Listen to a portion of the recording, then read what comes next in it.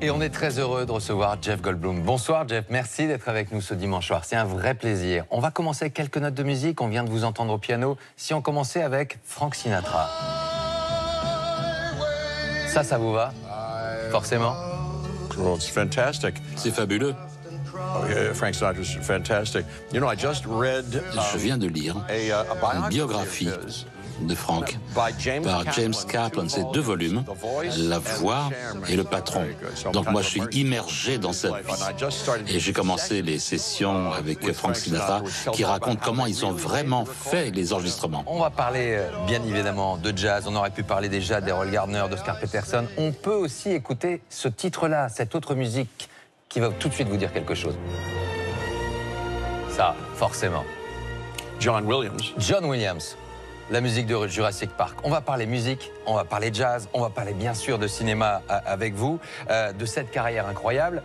Vous êtes un grand acteur, au sens propre et au sens figuré, 1m94. Regardez cette filmographie qui défile. Qu'est-ce que vous ressentez quand vous voyez tous ces films comme ça? Vous vous dites quoi sur cette carrière, sur cette histoire? Je vais vous dire, merci d'avoir fait ce beau travail. Là, on voit Chaos, là, oui, pour Netflix. Oui, je suis vraiment très heureux. Vous savez, depuis l'âge de 10 ans, j'ai rêvé d'être un acteur de la pire des façons possibles. Et je n'arrive pas à savoir comment j'ai réussi à travailler depuis le début. Avec des petites choses, je me suis amélioré. Et je n'ai rien fait d'autre sauf jouer pendant ces décennies jusqu'à maintenant où je fais quelque chose. Et c'est les meilleurs rôles que j'ai jamais eus. Et je me sens totalement dans la force de mon âge, de mon plaisir. Et puis ces 2 chansons, c'est extraordinaire. On va parler de votre liberté, du cinéma, de la musique. Tout ça face à l'écran, c'est la rubrique de ce soir. Vous venez avec moi? Sure, yeah. Alors Jeff, on va commencer par un petit clin d'œil français. Ça vous dérange pas si on commence par un petit cliché? 3 clichés, 3 iconiques français que vous allez voir apparaître. Regardez, le macaron, la baguette et Kylian Mbappé. Quand vous voyez les macarons et la baguette, quand vous arrivez en France, vous aimez ça? J'aime beaucoup de choses en France, je vais vous dire. Je suis dans un hôtel et parfois, souvent, donc, ils vous donnent un petit cadeau. Mais non, il y a trop de sucre parce que je suis au régime. Mais ça me tue. Vous savez, j'aime bien quand c'est frais. Vous savez, quand c'est là pendant un jour, je ne sais pas comment ils le font, mais après un jour ou 2, ça durcit, hein. Mais moi, j'aime bien quand c'est très, très frais à l'intérieur. Ça me rend dingue. La baguette, fantastique. Ma femme est française, très française. Et sa maman vient de Nantes. Du côté de Nantes, exactement. Oui. La voilà, Emily, voilà. C'est Emily Goldblum, voilà. Et toute sa vie est dévouée à faire passer la culture française à nos 2 enfants. Elle ne parle qu'en français avec mes enfants. Il les envoie dans une école française. Ils vont au lycée français, je crois, à Los Angeles. Ah oui, absolument. Dans la famille, alors, il n'y a que vous qui ne parlez pas français? Un petit peu. Ah, ça vous m'embarrasser. Non, là, j'en parle un tout petit peu. Un petit peu. On va parler cinéma. On commence par ce film.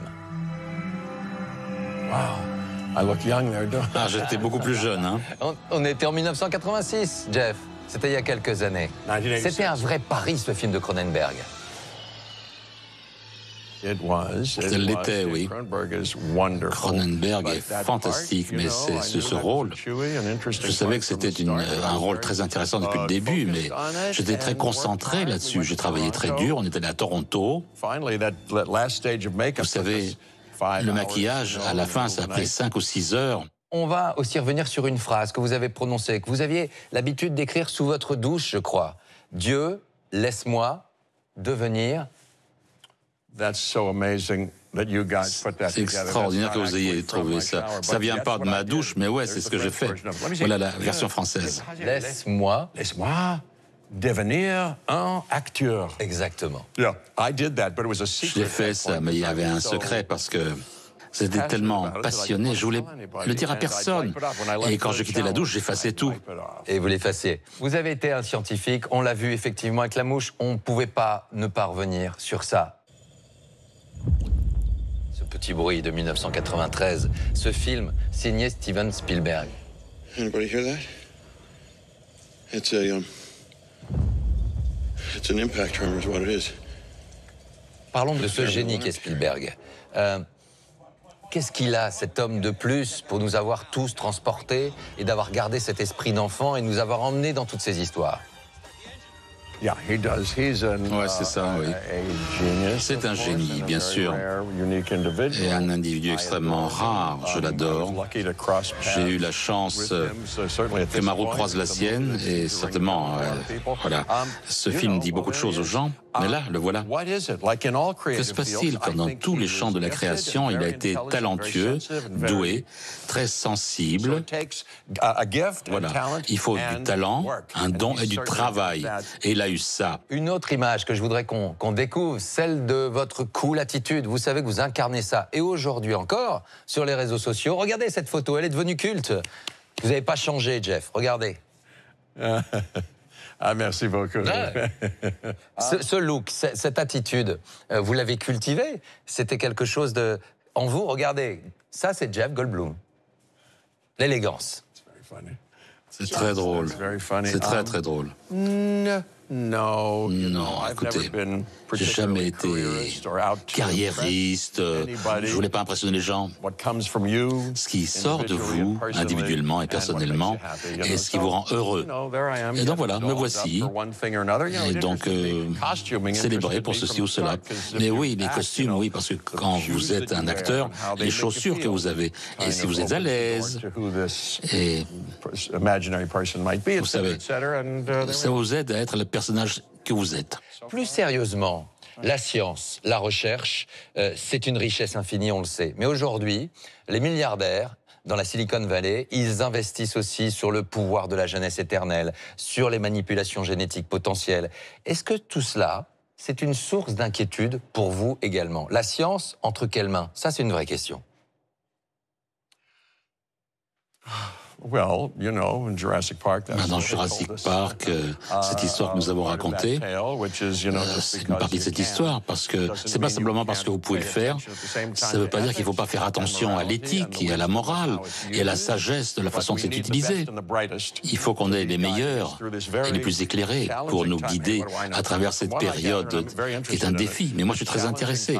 C'est une époque extraordinaire pour l'intelligence artificielle.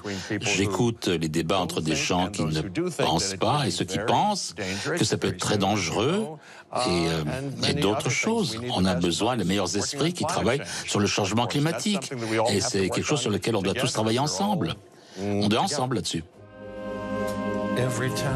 Votre album, la musique, voilà quelque chose qui peut apaiser le monde. Still Blooming, qui est sorti le 25 avril, avec The Mildred Snitzer Orchestra, avec ses standards du jazz. On le savait moins, nous, en France. On le découvre progressivement, cette passion que vous avez pour le jazz. Le premier titre de votre album, c'est I Don't Know Why, avec Ariana Grande. C'est un duo, c'est ça? On rejoint le piano? Yeah, and I'm playing piano. Allez, on va se rapprocher du piano. She's spectacular. Elle est exceptionnelle. I'm proud of this album. Oh, I will. I'm proud of this album. There it is. Et je suis très fier de cet album. And France. Et en France, vous savez, they love jazz. ils aiment le jazz en France. Et je le sais. Il fait partie de votre vie depuis quand, le piano? J'ai commencé à l'âge de mes enfants. J'avais 9, 10 ans, quelque chose comme ça. 9-10 ans. Et je l'ai aimé. Et mon prof m'a donné à jouer un morceau de jazz. J'étais tellement indiscipliné avant, mais quand il m'a donné le morceau de jazz, je me suis assis et j'ai pratiqué pour pouvoir le jouer. Vous vous souvenez des premières émotions que vous avez eues avec quelques notes, peut-être?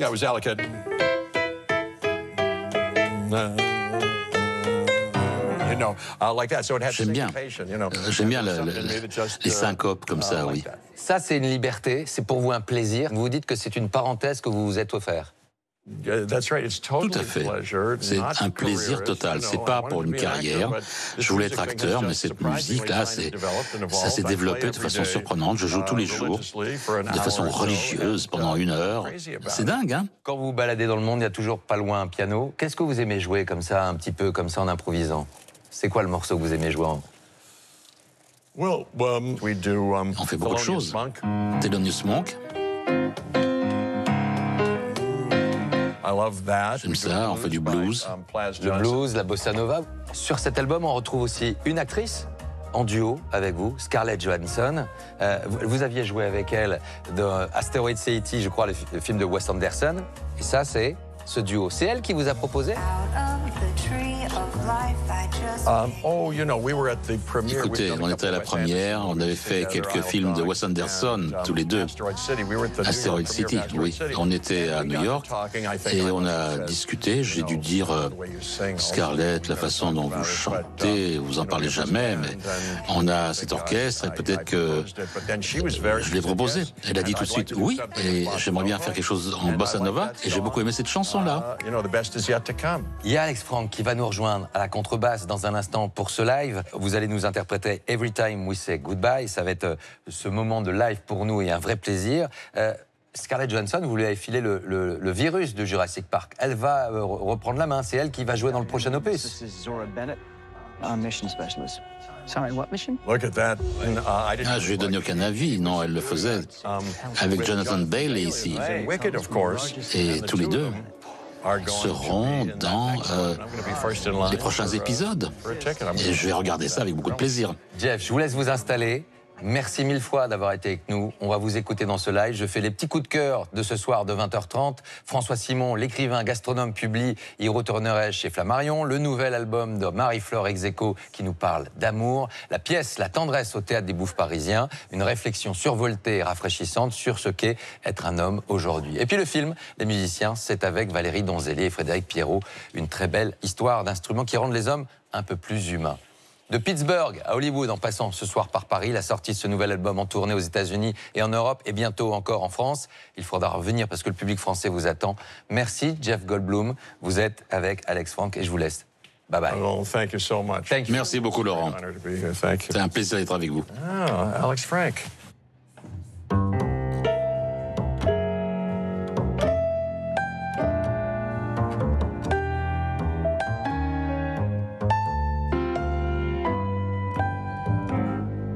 Every time we say goodbye, I die a little. Every time we say goodbye, I wonder why belittle, why the gods above me, who must be in the know, think so little of me